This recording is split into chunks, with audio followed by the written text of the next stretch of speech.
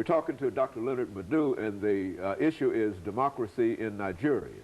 And of course, Dr. LMadu, we promised that we'd give you an opportunity to speak to the issue of the upcoming election in Nigeria and some of the problems that are generally associated with that.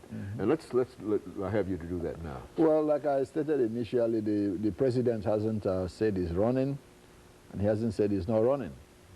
But some members of the Nigerian Senate are trying to amend the constitution to allow the president to stay in power for under 4 years. And of course, what does that do? The governors themselves in all the 36 states will also extend their mandate for under 4 years. As the situation stands now, majority of Nigerians are against this, this 4-year term extension, both for the president and the governor. As well as the governor. As well as the governors.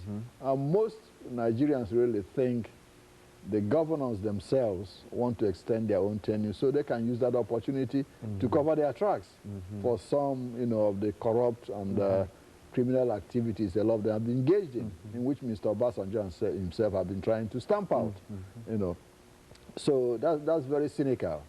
Nigerians are tired at the moment, of having political opportunists who do not have their interests in mind, trying to extend their terms in order, to stifle the people's democratic aspirations. You have about 3 major political parties in the country now. You have the PDP, the ANPP, and the APGA, who are the 3 predominant parties, each of them representing one or, part of the country or the other. The APGA is predominant in the east, the ANPP is predominant in the north, the PDP is supposed to be a national party, but it's a party that is riddled with corruption. So many of its leaders, have been removed from their jobs in the past few months. Some have ended up in prison. One of the governors was arrested in London in September. They found $1 million in his bedroom, $2 million, $2.5 million gold ring, $10 million in the bank in London, and half of his people can't even feed themselves, can't even go to school, don't have drinking water, don't have electricity, and somebody's gallivanting around the world, with stolen loot. And so you think that this is general, that many of the governors are involved in that kind of activity as well as the president? Absolutely. That's what President Obasanjo is trying to stamp out, but it's very difficult. It's been entrenched for long. Yes, most of the governors, at least half of the governors, are involved in some of these activities of plundering, the wealth of their different states.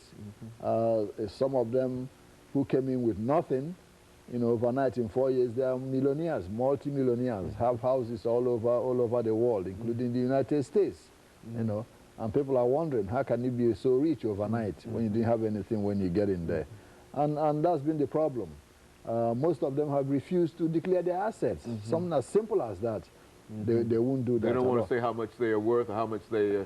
Absolutely. Nigerians have been asking them, from the president to all the governors, to declare your assets so we know what you came in with and what you're living with. None of them will want to do that. You have governors still running their businesses while they're governors. Yes. Well, now, this is Nigeria, Dr. LMadu, as you well know, is not a poor state in terms of resources. Because Nigeria, I understand that this is the second largest oil situation as far as the United States is concerned. That they've got a lot of oil there and a lot of other things. And so when we talk about pillaging the state, we're talking about folks who, as you indicated, getting away with a lot of money, and there's nothing that can be done about it. Absolutely, and that's the problem. This is a country that's the 5th largest exporter of oil to the United States and the 8th largest producer of oil in the world, with enough money to take care of everybody in the country. But the problem is that the country is plundered by those who did it. For example, we had the chief of police in the country. They call him the Inspector General of Police. This man stole almost half of the country's police budget. And what did he get for it? 6 months in prison. Almost over $100 million he stole. How can the police do their job? What do? The police people are not paid for 6 months. They set up roadblocks everywhere to harass people, get what they are due. What do you do with, I mean, when you end up with $2 million, $7 million of the public's money, what do you do with that money? I mean, how do you, I mean, what, do you invest that money? I mean, what do you do with that? I mean, how do you dispose of, use that kind of money? There's supposedly the regulation in the country is that if you're a governor, you are not supposed to have a bank account overseas. All the governors have bank accounts overseas. The vice president of the country has a $5 million house in Maryland. Okay? Yes, has a $5 million house in Maryland. A few months ago, the FBI went to that house to search it for some illegal activities. Most of the governors have homes overseas, in London, in Berlin, all over. Why can't they invest in their own country? That's a good question. Yes. Why should a governor have houses in this country and want you to come and invest in his state? Now, if his state is so good to invest in, he should build a house over there. Doesn't it make sense?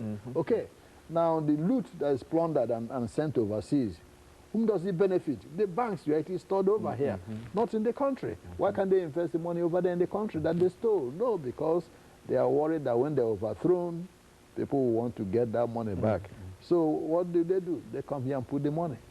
So what some of us have been advocating is this. A, the State Department should start denying visas to those governors who either have been proven to be guilty of corruption or there's perception amongst the people that they've been stealing money until they prove otherwise. Yeah, because what happens? If the State Department starts denying them visas to come here, and they and their families, the British government will follow suit, and most European Union countries will do the same. So that if they have to loot that money, they won't come here to put it. Okay, that will help a lot. And the State Department is listening to some of those requests now. That will be one way of stopping it. There's a governor, one governor in Nigeria, he comes to this country almost 13, 14 times a year. How does he sit in the country to govern his state? You tell me. Every month he's here for medical treatment. Every month he's in Washington for medical treatment. Fine. If you are so sick, what do you do if you're a governor? You build a good hospital for yourself. Does it make common sense? No, they won't do that. They have enough money to do that. Okay, but they can fly out of the country, take care of their children and their family, and the poor person in the country can't even buy a bottle of Tylenol. Very good. And of course, Dr. LMadu, let us take this second commercial break, after which we'll come back and allow you to continue this, as well as to give us some direction in terms of where we ought to go from here. And of course, we'll be back with our audience following this short commercial break.